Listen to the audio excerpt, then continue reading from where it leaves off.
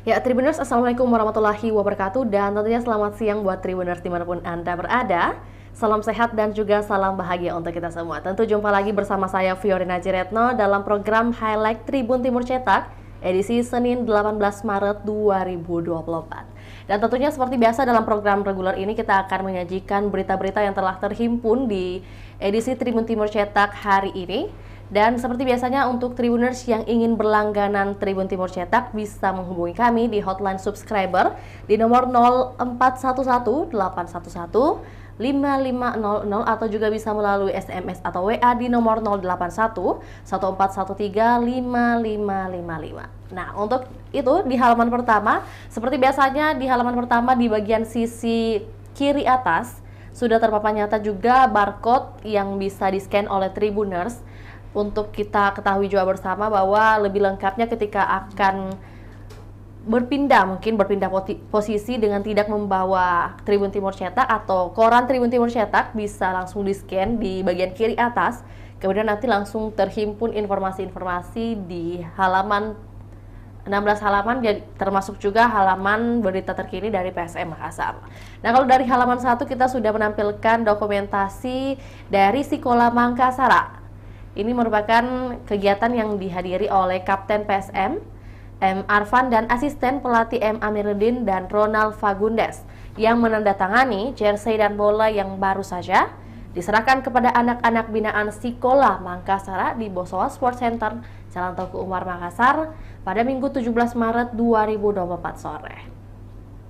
Kemudian silaturahmi PSM yang dipimpin oleh manajer Muhammad Nur Fajrin serta dihadiri official yang diawali latihan pembinaan usia dini ini dilanjutkan dengan buka puasa dan sholat berjamaah di Sekretariat Sekolah Mangkasara, Jalan Raja Dengnai Lorong 3, Rapokaling, Kota Makassar.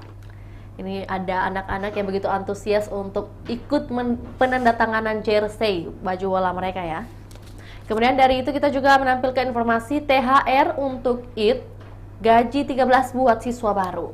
Dengan 2 poin informasi, Pemkot siapkan 60 miliar rupiah untuk THR dan gaji ke-13 dibayarkan bulan Juni 2024. Adapun komponen THR PNS, TNI atau Polri dan juga pensiunan, kita sudah nampilkan grafis. Ada gaji pokok, besaran gaji pokok PNS pada tahun ini telah dinaikkan sebesar 8%. Dengan daftar gaji PNS 2024 dari golongan 1 hingga golongan 4 terpantau ada kenaikan signifikan ya, kalau 8% kurang lebih ya bertambah dari misalnya 1.685.664 hingga 2.522.664 rupiah. Kemudian dari hal ini juga kami menampilkan tunjangan keluarga yang meliputi tunjangan suami istri dan anak sebesar 5% dari gaji pokok dan tunjangan anak sebesar 2% dari gaji pokok per anak. Dilanjutkan dengan tunjangan pangan atau makan, tunjangan jabatan atau tunjangan umum, dan kemudian tunjangan kinerja. Selain itu kita juga menampilkan informasi ASN Senyum yang diterima lebih banyak. Di juknis yang diterima Pemkot Makassar disebutkan bahwa THR tahun ini akan dibayar penuh. Artinya jumlah THR yang akan diterima oleh ASN tahun ini lebih banyak dibanding tahun sebelumnya. Di mana sejak pandemi COVID-19 hingga tahun lalu THR ya mungkin ada pemotongan ya istilahnya gitu. Kemudian di tahun ini akan diterima dengan biaya full. Kemudian di samping kiri itu kita juga menampilkan informasi tidak diawasi, 3 bocah tewas tenggelam di pantai. Ini merupakan kabar yang datang dari Kota Makassar. 3 orang bocah tewas tenggelam di perairan Jalan Metro Tanjung Bunga, Makassar pada Minggu kemarin, tepatnya 17 Maret sore. Ketiganya diduga tak bisa berenang di daerah yang berjarak kurang lebih 500 meter dari Mall Trans Studio Makassar tersebut. Kepala Kepolisian Sektor Tamarate AKP Aris Sumarsono yang dikonfirmasi mengatakan ketiga anak ini sebelumnya berenang di lokasi itu. Kemudian untuk informasi lebih lanjutnya nanti kita akan baca atau Tribuners bisa baca dan update-nya di halaman 7 edisi Tribun Timur Cetak hari ini. Di atas dari informasi adanya berita yang Tentunya memilukan ini kita juga menampilkan informasi Ramadan adalah bulan pengampunan.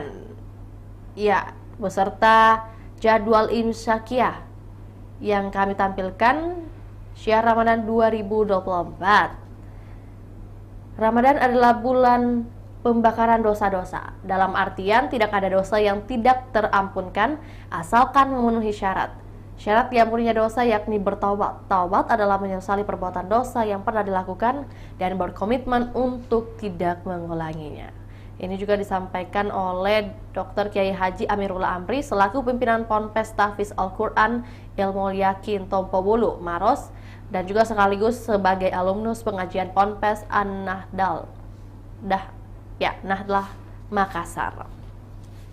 Dari halaman 1 kita beralih lagi ke halaman selanjutnya seperti biasanya masih dengan dunia politik, karena sebentar lagi kita akan mendapatkan informasi dan juga penetapan dari KPU, karena berdasarkan agenda di tanggal 20 Maret nanti sudah penetapan untuk presiden dan calon wakil presiden siapa yang akan memenangkan kontestasi di pemilu 2024 ini. Kemudian kita memberikan informasi terkait Pilgub Sulawesi 2024. DPP Nasdem siapkan RMS 01. Ini ada beberapa nama dan juga tokoh atau figur lah istilahnya ya, calon gubernur dan wakil gubernur Sulsel dari kader partai. Kalau dari Nasdem sendiri ada 4 nama ya. Yang pertama adalah Rusdi Mase, lengkap dengan profil, jabatan, tempat tanggal lahir, pengalaman. Dan juga kalau dari berikutnya ada sosok wanita, Fatmawati Rusdi, beserta jabatan, tempat tanggal lahir, dan juga pengalaman. Kemudian disusul oleh Syaharudin Alrif. Dan ada sosok perempuan lagi yaitu Andi Rahmatika Dewi. Kalau dari Partai Golkar sendiri ada 5 figur, hanya ada 1 figur perempuan yaitu Indah Putri Indriani.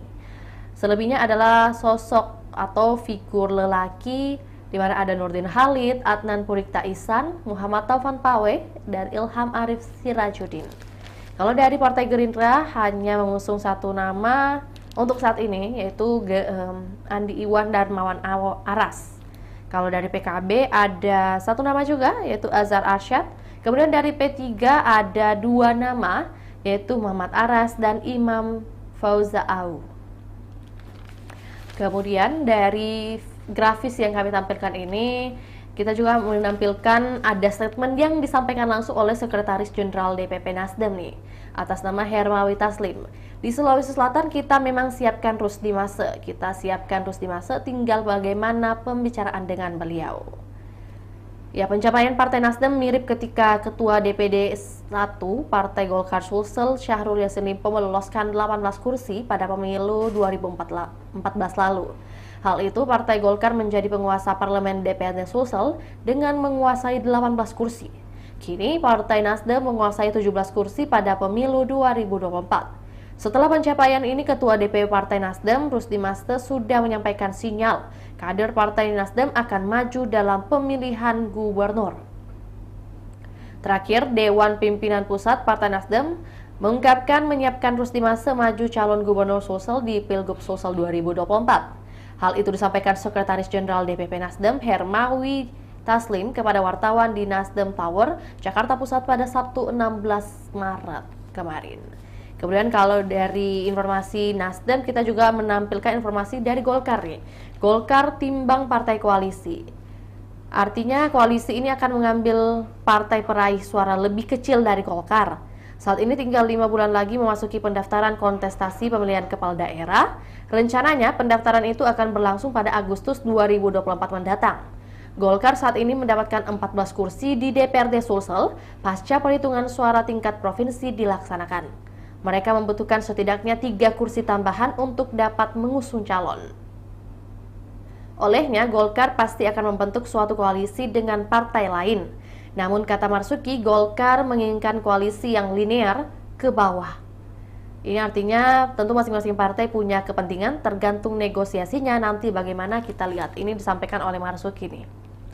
Kemudian ada juga kami tampilkan dokumentasi buka puasa bersama yang dilaksanakan oleh Ketua DPRD Provinsi Sulawesi Selatan, Andi Ina Kartikasari, berbuka puasa bersama dengan kerukunan keluarga daerah baru di Rujak DPRD Sulsel Jalan Ratu Lagi, Makassar pada Minggu kemarin tanggal 17 Maret. Kegiatan ini sebagai bentuk silaturahmi yang dihadiri oleh tokoh masyarakat baru. Kemudian kita masih menampilkan juga calon Bupati Jeneponto mulai sosialisasi di bulan Ramadan. Calon Bupati dan Wakil Bupati mulai perang baliho di Kabupaten Jeneponto, pantauan Tribun Timur di Jalan Sungai Kelara, Kelara, Kecamatan Binamo, Jeneponto. Sejumlah wajah figur ternama di Bumi Turatea tampak menghiasi suasana jalan.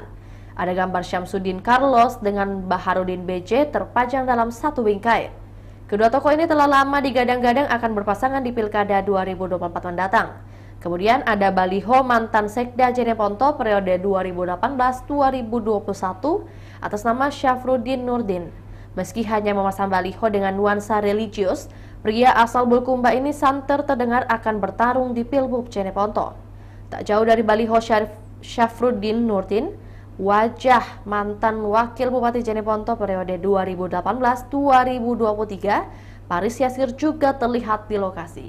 Berpose menyilangkan tangan, baliho Paris Yasir memberi isyarat next level Jeneponto 2024. Jadi itulah ada beberapa nama tadi yang masuk dan juga digadang-gadang akan menjadi atau juga mengisi bursa calon Bupati Jeneponto. Nanti kita saksikan di Agustus 2024 ada nama-nama siapa saja yang terdaftar untuk menjadi calon Bupati, baik itu di kabupaten atau juga maupun gubernur di Sulawesi Selatan. Kemudian dari halaman Mata Lokal Memilih, tentunya kami juga mempunyai informasi dengan rubrik Sosial Memilih di halaman 11.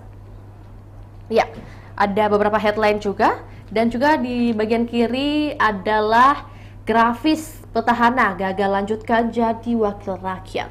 Ada beberapa tokoh, diantaranya ada Ajib Padindang, di mana hasil suara pada 2019 ada 427.005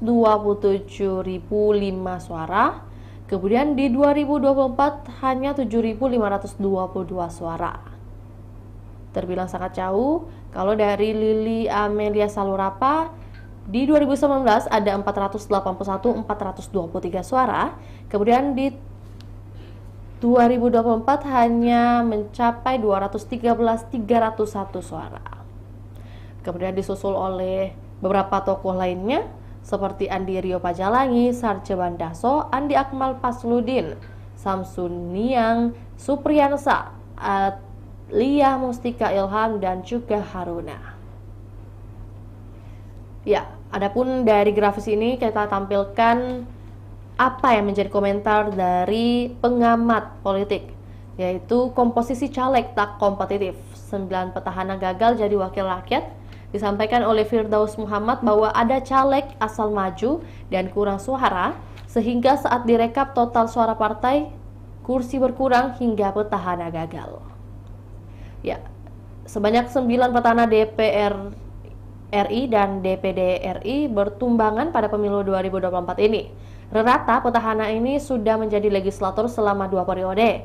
Dulu politisi Partai Kebangkitan Bangsa Haruna meraih suara 46.692 pada pemilu 2019, lalu di daerah pemilihan Sulsel 1. Hanya 1 periode, suara justru berkurang drastis menjadi 11.400 suara pada pemilu 2024 ini. Ini disampaikan bahwa Profesor Firdaus Muhammad menganggap petahana gagal ke Senayan untuk periode berikutnya, baik senator DPD maupun anggota legislatif, dilatari beberapa faktor. Pertama, lanjut Firdaus, masyarakat menilai kinerja yang belum sesuai ekspektasi mereka. Kemudian kedua, lanjut dosen ilmu komunikasi ini, hadirnya para kompetitor baru yang lebih menjanjikan, setidaknya jadi alternatif masyarakat yang diharapkan lebih berkinerja. Pengalaman selama ini caleg terpilih selalu didominasi wajah baru. Faktor ketiga sekaligus penentu paling besar adalah komposisi caleg tidak kompetitif. Ada caleg asal maju dan kurang suara sehingga saat direkap total suara partai, kursi berkurang hingga petahana gagal. Kalau dari Meiti Rahmatia sendiri fokus ke sektor pendidikan nih, informasi mengenai calon anggota legislatif DPR RI terpilih dari Partai PKS tak tak mempermasalahkan penempatan penugasan di komisi parlemen. Sebagai pendatang baru, ia akan menghormati keputusan partai terkait penempatan di komisi. Ini yang disampaikan oleh Meti dalam acara bukber juga dan sekaligus bentuk syukuran atas kemenangannya di Dapil Sulsel 3. Kalau dari Partai Golkar lapor ke Bawaslu ada informasi mengenai ada dugaan penggelembungan suara PKP, data C1 hasil berbeda dengan hasil rekap kabupaten. Kalau dari Sekretaris PKB sendiri, lebih baik melakukan pembuktian secara resmi daripada membuat opini yang tidak berdasar dan menyesatkan. Kemudian kalau dari kegiatan yang dilakukan oleh pengawasan Bawaslu Sulsel, pelapor harus dilindungi supaya tak takut. Ini merupakan penyampaian yang disampaikan oleh Bawaslu dalam diskusi dan juga buka bersama di kantor Bawaslu Sulsel di Jalan Andi Pangeran Petarani. Pada Sabtu kemarin, Bawaslu Sulsel menjadi provinsi pertama yang menggelar acara ngabuburit pengawasan. Ya, dari informasi politik, dua rubrik yang telah kami informasikan dari rubrik Mata Lokal Memilih maupun Sulsel Memilih, kita sudah memberikan informasi terkait dunia politik, baik itu di Makassar maupun juga di Sulawesi Selatan secara keseluruhan. Memang masih ada beberapa hal yang menjadi PR dan juga perlu kita pantau secara bersama. Dan dari situ kita beralih ke halaman yang tentunya menjadi kebanggaan Sulawesi Selatan, masyarakat Sulawesi Selatan. Ada rubrik Tribun PSM di halaman 16. Edisi hari ini kita menampilkan informasi mengenai Kenso Nambu si gelandang pendobrak. Cetak 13 gol bersama PSM Makassar. Ya, salah satu pemain asing terbaik yang dimiliki PSM Makassar adalah Kenso Nambu. Pemain asal Hachioji, Tokyo, Jepang ini telah mengoleksi 13 gol dari 26 kali penampilan bersama PSM Makassar di Liga 1 2023-2024. Gol Kenso ke gawang Barito Putra di pekan ke-29 mengantar pemain berusia 31 tahun itu ke jajaran top scorer sementara Liga 1 2023-2024. Kenso bahkan menjadi pemain Asia tersubur di Liga 1 saat ini. Padahal, Kenso bukan seorang striker, melainkan seorang gelandang. Ex-penggawa Rayong FC ini menjadi gelandang pendobrak. Di tangan Bernardo Tavares, Kenso Nambu diberi keleluasaan bergerak. Makanya ia sering membongkar pertahanan dari sayap dan tengah lapangan. Kenso Nambu juga pandai dalam penempatan posisi, serta punya akurasi tendangan bagus. Tak ayal ia sering muncul sebagai pemecah kebuntuan bagi PSM Makassar. Kemudian kami menampilkan juga grafis laga Kenso Nambu di tahun 2024. Ya, dimulai dari Liga 1 4 Februari, 24 Februari, Liga 1 di tanggal 28 Februari, 4 Maret hingga pada tanggal 8 Maret kemarin. Ada juga statistik yang ditampilkan pada tahun 2022, 2023, 2024. Pernah juga cetak 15 gol di Thailand nih. Ini informasi juga sekaligus menyambung dengan informasi yang di atas tadi, di mana sebelum gabung PSM Makassar, Kenso Nambu bermain di Liga 2 Thailand bersama Rayong FC. Dari 27 kali penampilannya, winger 29 tahun ini mencetak 15 gol dan 3 assist. Jadi memang kalau dari sepak terjangnya ini sudah melanglang buana di beberapa tempat dan juga sudah beberapa kali mencetak gol. Kalau di Thailand sendiri 15 gol, dan untuk saat ini sudah mencetak 13 gol bersama PSM Makassar. Untuk itu sekian juga informasi dari Tribun Timur Cetak edisi hari ini. Sekali lagi buat Tribuners yang ingin berlangganan bisa menghubungi kami di nomor 0411 811 5500 atau bisa menghubungi kami via SMS atau WA di nomor 081 1413 5555. Untuk itu saya Fiorina Jaretno mewakili kru yang bertugas pamit undur diri. Assalamualaikum warahmatullahi wabarakatuh. Sampai jumpa.